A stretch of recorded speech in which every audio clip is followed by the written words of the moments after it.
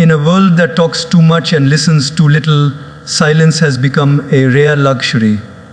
Today, I'm here to tell you, not everything in your heart needs to be on your lips, because not everyone who smiles at you is truly with you.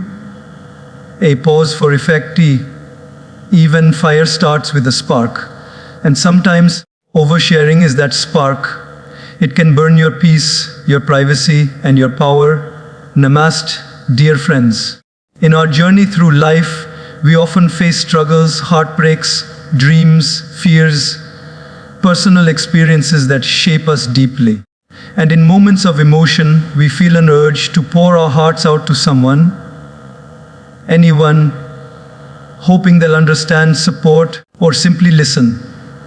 But let's be honest, not everyone deserves access to your inner world. Sharing is sacred, and if not done wisely, it can become a trap where your stories become gossip, your pain becomes entertainment, and your trust turns into regret. So today, let's reflect deeply. Why should we think twice before we share our personal life with others? Have you ever had a moment where you opened your heart to someone, told them something deeply personal, something raw, and then regretted it later? It might have been something you were struggling with, a family issue, a failure you couldn't forgive yourself for, or a fear that haunted you quietly. At that moment, you thought they would understand. You thought they would listen with compassion. You thought they would honor your vulnerability. But instead, they changed. They looked at you differently. They judged you, or worse, they told someone else. And suddenly, what was once your private pain became someone else's casual conversation. Your truth, sincere and delicate, was tossed around like gossip. That's the reality we live in. Not everyone is capable of handling the weight of your truth. Not because they're bad people, but because they haven't built the emotional strength or wisdom to carry something that isn't their own. Imagine giving a child a glass sculpture. They might drop it, not because they're evil, but because they don't understand its value, its fragility. Similarly, when you hand over your most vulnerable thoughts to someone who hasn't yet developed the maturity or empathy to hold them, they may misuse it, consciously or unconsciously. Truth is, people often see the world not as it is, but as they are. If someone is insecure, they may hear your story and feel threatened. If someone is jealous, they might twist your truth to feel superior. If someone thrives on drama, your truth becomes their fuel. And if someone lacks empathy, they might dismiss your experience entirely. And then you are left wondering, why did I tell them? You see, your inner world is sacred. And when you open it up to someone, you are not just talking, you are handing them a piece of your soul. And not everyone has the hands clean enough, gentle enough, or steady enough to hold it. Let me give you an example. There was once a woman who had gone through a painful divorce. It had shattered her from the inside, and she was slowly trying to rebuild her life. One evening, sitting in a cafe with some acquaintances, she casually mentioned some of the emotional challenges she had faced during that time.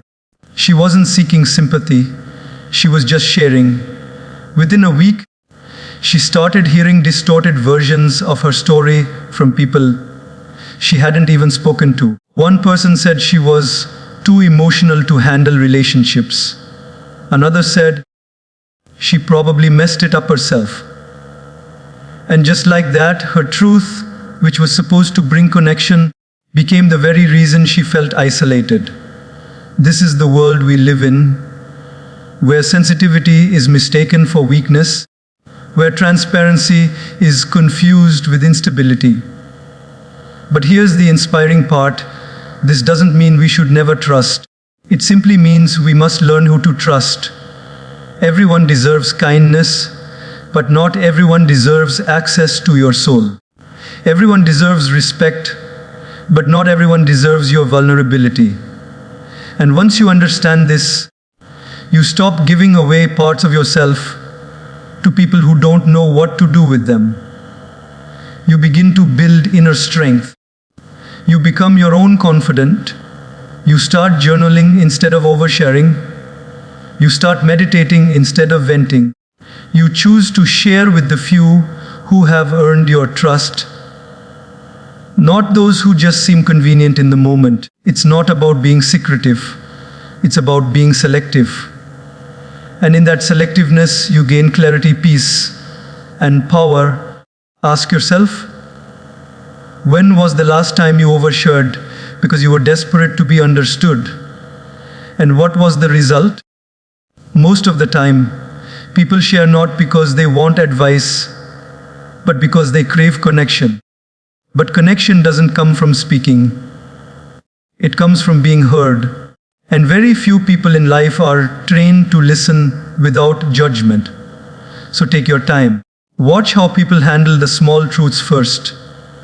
If they respect the little things, maybe, just maybe, you can trust them with the bigger ones. But if they laugh, dismiss, or spread, that's your sign to hold back. Because once your truth is out, you can't pull it back in. So my friends, don't rush to speak. Pause. Reflect. Guard your inner space. It is sacred. Not everyone deserves a seat at the table of your soul. Speak when it adds value. Share when it builds trust. And stay silent when it protects your peace. Let your silence be your strength. And let your truth be your treasure, only to be shared with those who will hold it with care. Have you ever said something in the heat of the moment and then wished with all your heart that you could take it back? That moment when your heart was heavy, your mind was racing, and your emotions felt louder than your own voice. Maybe it was anger. Maybe it was sadness. Maybe it was just exhaustion. And in that fragile space, you opened up, perhaps too much, to someone who wasn't ready to receive it. We are emotional beings. That's a gift, not a flaw. Emotions give color to life. They make us feel alive. But here's the truth. Emotions are like waves. They rise, they crash, and then they fade.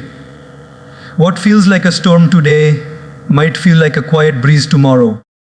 What seems unbearable in one moment might be completely manageable the next. But the problem is, words don't fade like emotions do. Once spoken, words leave your lips, travel through space, and settle in someone else's mind, sometimes forever. Let's reflect on this through something simple and common. Think about a time you were upset, maybe after a disagreement with a friend or a family member. You were frustrated, and in that moment, instead of calming yourself down, you called someone. You spoke with intensity. You shared something deeply personal. You maybe even said things like, "I can't stand them," or "I wish I'd never trusted them." At the time, it felt relieving to let it out. But days later, the emotion had passed and the regret remained. You might have felt, "Why did I say that?"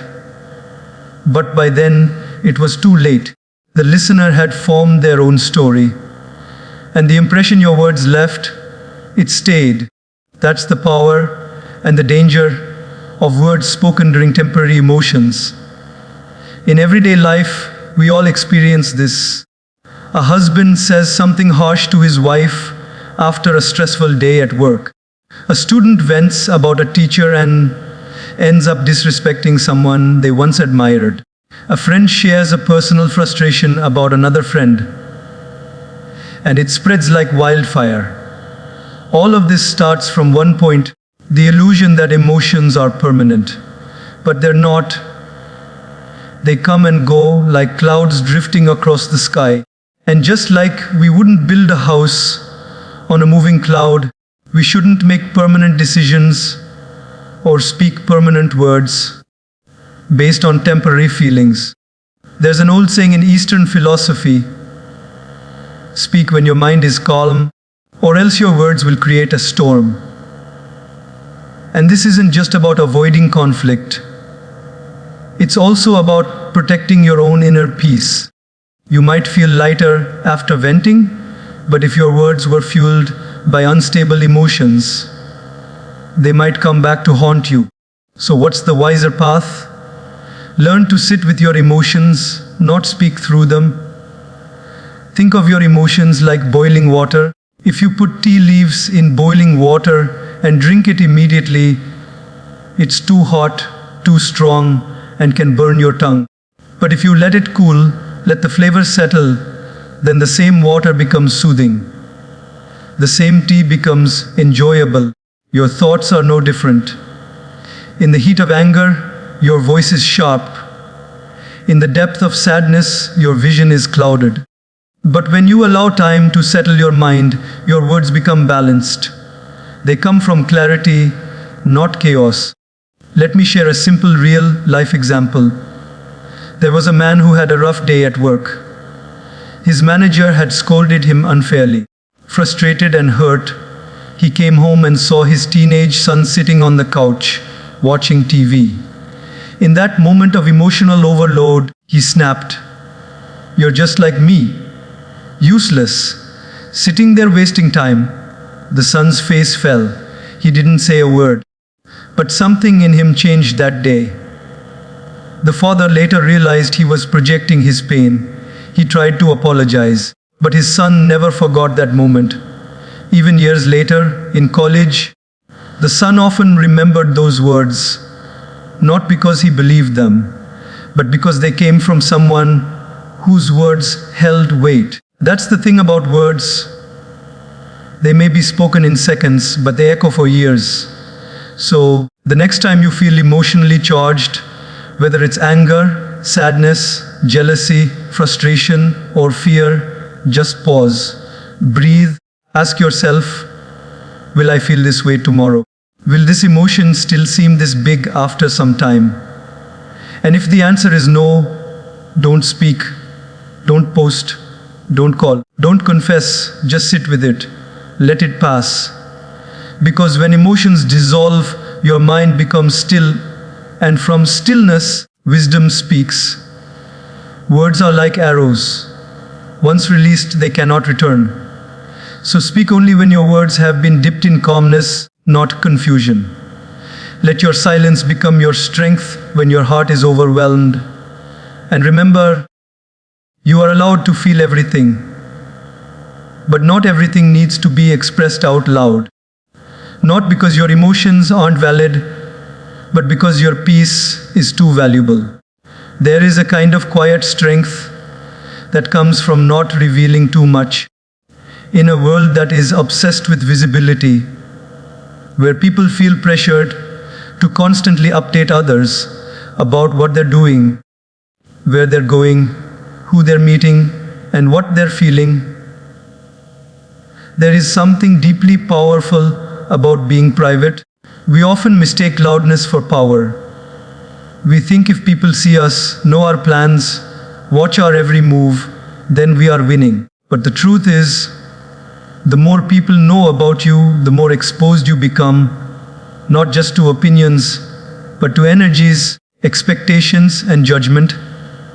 Privacy is not about secrecy. It's about protecting your peace. It's about understanding that certain things lose their magic the moment they are spoken too soon, shared too widely, or exposed to the wrong ears. Think about a seed. When it is planted deep in the soil, it is unseen, untouched, and protected. In that darkness, it begins to grow. If you dig it up every day to show others how it's doing, it will never root, never sprout, never thrive.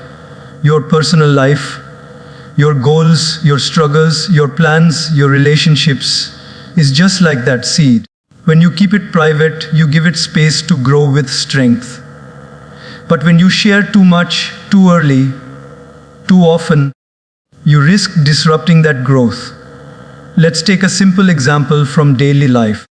Imagine you've just started working on a new idea, a business plan, a personal project, a goal to improve yourself. It's fragile, you're still unsure, still testing it. But in your excitement, you start telling everyone. You post about it, you talk about it at dinner, you share your vision openly. And then slowly, opinions begin to flood in. Some people say it won't work. Others criticize it before it even begins. A few discourage you gently out of care. And suddenly, what once felt exciting now feels heavy, uncertain, and questioned. Did anything go wrong with the idea? No. But the energy around it changed. When too many eyes are watching, your natural flow can become unnatural pressure. Instead of focusing on doing, you start performing. Instead of working for yourself, you start worrying about what others will think. That is the danger of lost privacy. Now think of another example, your relationships. There are people who constantly update the world about every moment of their relationship. One day, everything is perfect. The next day, they post about a fight. Then they post quotes about healing and growth. Then they delete pictures. Then they upload them again. It becomes a story everyone follows. But relationships, like any deep connection, need space and shelter. When you make them public too soon or too often, you allow others to interfere through opinions, gossip, comparisons, or even silent judgment. A couple once shared how they stopped posting about each other for an entire year. Not because they had issues, but because they wanted to reclaim their bond from public gaze. They said that time was the most peaceful period of their relationship. No pressure to perform. No pressure to appear perfect. Just real love in private, growing quietly. That's the strength of privacy. It allows you to be authentic, not performative. It allows you to grow, not prove. It allows you to protect your focus from being scattered by 1,000 eyes. And this applies not just to big things, but even small moments. That morning walk, that breakthrough idea, that heartfelt conversation. Not everything needs to be documented, shared, or explained. Some moments are meant to be felt fully, quietly, privately. The more private your life is, the more control you have over it. When fewer people know what's happening in your world, you have less noise, fewer distractions, and more clarity. Privacy doesn't mean isolation. It doesn't mean you distrust everyone. It simply means you choose wisely who deserves to see which parts of your life. It means you are not available for gossip, not open for public review, not seeking validation at every step. You are simply living deeply, intentionally, and quietly. And the beautiful truth is, people respect what they can't easily access. When you stop oversharing, people start observing you more. Your actions speak louder. Your progress becomes more meaningful. Your peace becomes unshakable. So the next time you're tempted to share a decision before it's final, or post a goal before it's built, or vent about a problem that's still raw, pause. Ask yourself, will sharing this help me, or will it simply expose me to noise I don't need? In that pause, you'll find your answer. And often, that answer will be, keep it to yourself for now. Because in the silence of privacy, great things grow. Plans mature, bonds deepen, dreams take shape. And most importantly, you stay connected to your inner self, undisturbed, undiluted, and deeply at peace. Have you ever had a conversation where you felt like the other person wasn't really listening, but just waiting for their turn to speak? You're pouring your heart out, sharing something meaningful, maybe a problem you're facing, a dream you're nurturing, or a mistake you're trying to learn from. And halfway through, the other person cuts in with advice you didn't ask for, or starts talking about their similar experience, or worse, dismisses your feelings altogether with a careless, "You're overthinking," that moment stings. Because what you were hoping for wasn't a solution, or a story, or even sympathy. What you really wanted was something much simpler, much deeper, to be understood. In today's fast-paced world, true listening has become rare. People are so caught up in their own thoughts, judgments, and opinions that they don't hear what's actually being said. Instead, they listen like they're preparing a counter-argument, like they're in a debate, not a dialogue. And in doing so, they miss the most important part of any human exchange: connection. This is why sharing your personal life with just anyone often leads to frustration. Because when someone listens to reply, they are not creating space for your truth. They are simply looking for a place to insert theirs. Let's take a real life example. A young woman had just quit her corporate job to pursue her dream of starting a small home business. It was a bold step, one filled with excitement, but also fear and uncertainty. She told a few friends about her decision, hoping for some encouragement or at least a listening ear. Instead, one said, "You should have stayed. Jobs are hard to come by." Another asked, "Do you really think you'll earn enough?" Someone else laughed and said, "Everyone wants to be an entrepreneur these days. It's not that easy." She wasn't asking them to agree. She wasn't even asking for advice. She was simply sharing a deeply personal shift in her life. But all she got in return were projections, opinions, and reactions, none of which made her feel heard. This is what happens when people listen to reply. They make your story about them, not you. And in that process, they miss the essence of what you're trying to share.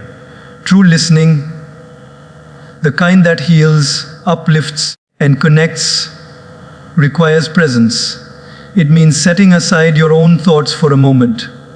It means not interrupting, not judging, not planning your response while the other person is still talking. It means just being there, fully and quietly, with an open heart. But most people don't do this. Not because they are bad people, but because we've never been taught how to truly listen. We are taught how to speak, how to debate, how to present ourselves, but not how to listen with empathy. This is why it's important to be careful about who you open up to, because when you share your inner world with someone who lacks the ability to truly listen, you often end up feeling more alone than before. Think of a time you were struggling emotionally, and someone said, "Just be positive," or "It's not a big deal," or "You're being too sensitive." They might have meant well, but their words only made it worse. Because in that moment, what you needed wasn't a quick fix. You just needed someone to understand. And now think of a time when someone listened to you with full attention, no interruptions, no judgment, no hurry. They just sat there with patience and warmth and let you express yourself fully. You probably don't even remember exactly what they said, but you do remember how it made you feel safe, respected, and valued. That is the power of listening with the intent to understand. It's not about solving, it's about seeing. It's not about replying, it's about receiving. And when you don't find people like that, it's wiser to hold your story close rather than throwing it into the noise. Because the wrong listener can leave you feeling smaller, but the right one can make your burden feel lighter, even without saying a word. So don't be in a hurry to share. Let people review their listening capacity first. Watch how they react to others. See how often they interrupt. Notice if they speak more than they listen. All these are signs. And remember, silence is not emptiness. Sometimes it's protection. Your thoughts, dreams, and emotions are not meant for public consumption. They are sacred. Share them only with those who can hold them with the respect they deserve. Speak less, observe more. And when you find someone who listens with their heart, not just their ears, that's when you'll know, this is someone I can trust with my truth. Until then, let your silence speak for you. Because in that silence, there is strength, and in that strength there is peace.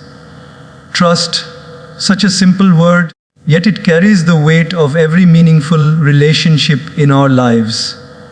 Whether it's a friend, a colleague, a partner, or even a family member, trust is the invisible thread that holds the connection together. But the reality is, most of us hand over that thread far too easily, and then feel broken when it gets pulled, twisted, or snapped. You see, we live in a world where people confuse familiarity with reliability. Just because someone is around us often, just because they talk nicely, just because they smile in our presence, we assume they are trustworthy. But time and presence are not enough to prove loyalty. Just like proximity doesn't equal intimacy, access doesn't equal trustworthiness. There's a reason why doors have locks, not because we hate the people outside, but because we value what's inside. Your inner world is no different. Your thoughts, your emotions, your personal stories, your wounds, your dreams, they all live within you like treasures in a sacred space. And not everyone should be allowed to walk through that door. Many of us have made the mistake of trusting too soon. You meet someone who seems kind, supportive, and open.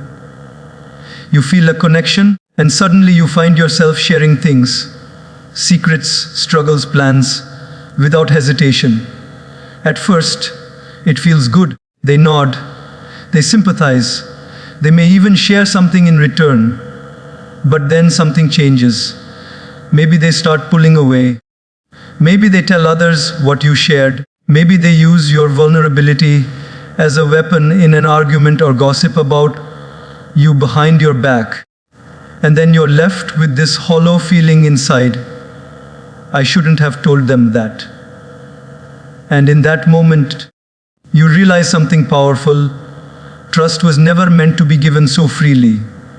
It was meant to be earned slowly, patiently, and with awareness. Imagine this, you wouldn't give your house keys to someone you just met at the bus stop, would you? You wouldn't hand over your bank password to someone just because they smiled at you. Then why are we so quick to hand over our deepest emotional passwords to people who haven't proven they deserve them? Let's take a common example. A college student named Ria was struggling with anxiety during her exams. It was overwhelming. Sleepless nights, constant pressure, fear of failure. In a moment of emotional vulnerability, she confided in a classmate she barely knew but often sat beside. She thought, she seems friendly. Maybe she'll understand. The classmate listened, but not with compassion, with curiosity. And the very next week, Ria overheard others in the canteen discussing how she's mentally weak and probably won't make it through this semester. Her trust, given too quickly, became her wound. That's what happens when we trust before observing, before understanding someone's values, before seeing how they handle other people's stories. Because here's the truth. How someone treats another person's vulnerability is exactly how they'll treat yours. If they gossip about others to you, don't be flattered. Be warned, you might be next. If they laugh at someone else's struggles, they might do the same with yours when you're not in the room. So how do we protect ourselves? It starts with discernment. Not everyone has bad intentions, but not everyone has the capacity to honor your truth either. Observe. Don't rush. Trust is not built in moments of laughter. It's revealed in moments of difficulty. Watch how someone responds when you're not doing well. Do they show up quietly or do they disappear? Do they protect your name when you're not around, or do they stay silent when others speak poorly about you? These moments reveal everything. And it's not about being cold or closed off. It's about being wise with your energy. Just like you wouldn't water every plant in the forest, don't pour your heart into every person you meet. Save your deepest self for those who have earned the right to hold it with care. When trust is built slowly, through small tests, shared experiences, mutual respect, it becomes unbreakable. That kind of trust doesn't need constant validation. It's quiet, but solid. You don't have to explain yourself. You don't have to worry about being misunderstood. Because the person has proven, through action and time, that they respect you, not just your good days, but your chaos, your silence, your imperfections. And until you find those people, be your own safe space, journal your thoughts, reflect inward, lean into silence. Not because you're afraid to trust others, but because you're learning to trust yourself first. Your intuition, your boundaries, your strength. So remember, trust is a currency. Don't spend it everywhere. Save it for those rare people who prove, not through words, but through consistent presence and care, that they can be trusted. And when you find them, build slow, build true, and protect what you've built. Because trust, once broken, is hard to repair, but when protected, it becomes the foundation of something unshakable, something real, something worth waiting for.